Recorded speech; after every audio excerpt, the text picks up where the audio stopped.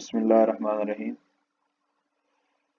आज हम शुरू करने जा रहे हैं अपनी एक न्यू सीरीज जिसमें हम एमसीक्यूज को देखेंगे, अकाउंटिंग के एमसीक्यूज को देखेंगे जो हमारे डिफरेंट टेस्ट के अंदर हेल्प करेंगी।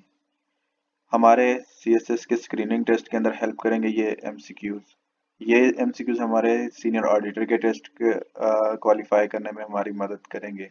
और ये एमसीक्यूज हमारे डिफरेंट और टेस्ट जैसे लेक्चरर ऑफ कॉमर्स के टेस्ट, लेक्चरर और डिफरेंट लेक्चरर्स के जो अकाउंट्स के रिलेटेड आते हैं उनके क्लियरेंस करने के उनको क्लियर करने के लिए उनको क्वालिफाई करने के लिए ये एमसीक्यूज हमारी हेल्प करेंगे। चलें चलते हैं हम अपने पहले एमसीक्यू की तरफ। पहले एमसीक्यू में पूछता वो ये है कि prime cost the combination of कि प्राइम कास्ट किसका कम्बिनेशन होती है। पहला वो ऑप्शन दे रहा है direct labour and direct material cost का। दूसरा वो दे रहा है factory overhead and direct labour cost का। और तीसरा दे रहा है एफओएच एंड डायरेक्ट मटेरियल का।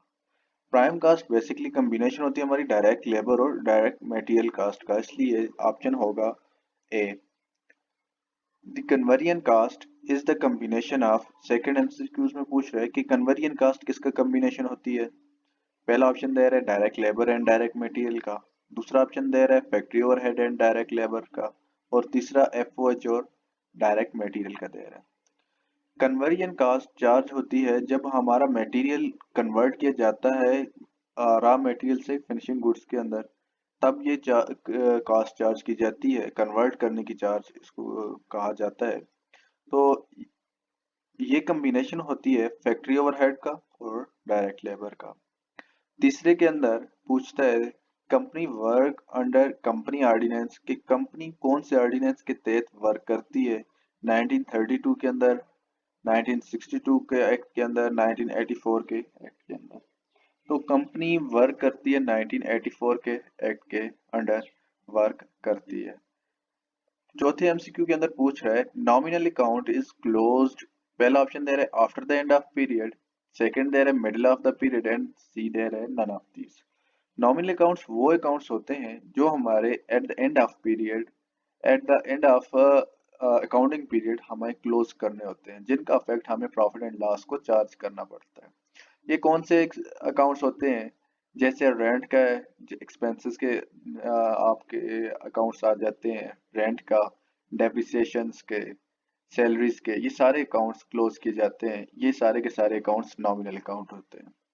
तो ये after the end of period close किए जाते हैं। तो करेक्ट ऑप्शन ए।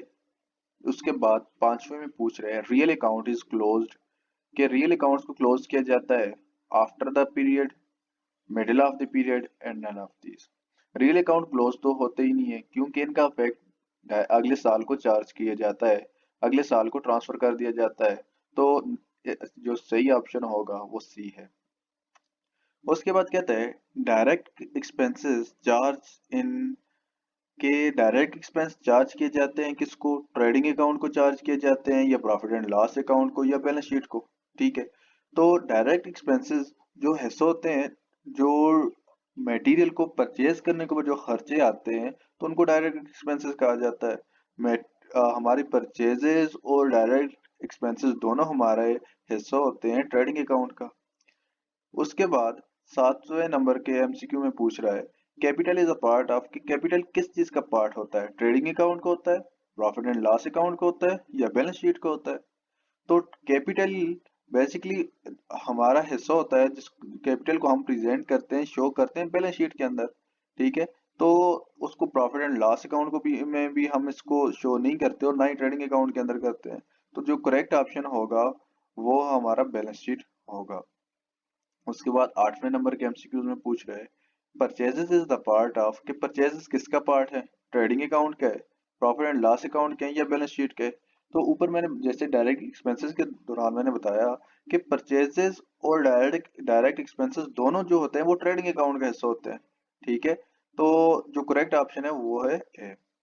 उसके बाद नौवें एमसीक्यूज के अंदर पूछ रहे हैं कि partnership business work under the partnership act कि एक पार्टनरशिप बिजनेस कौन से एक्ट के अंडर वर्क करता है?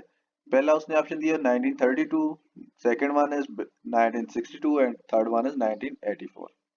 तो कंपनी जो पार्टनरशिप एक्ट है वो वर्क करता है, पार्टनरशिप एक्ट 1932 के अंदर के अंडर वर्क करता है।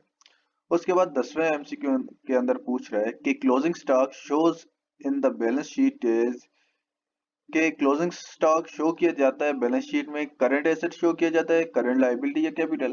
तो जो करेक्ट ऑप्शन है वो ए है, करंट एसेट की सूरत में क्लोजिंग स्टॉक को शो किया जाता है।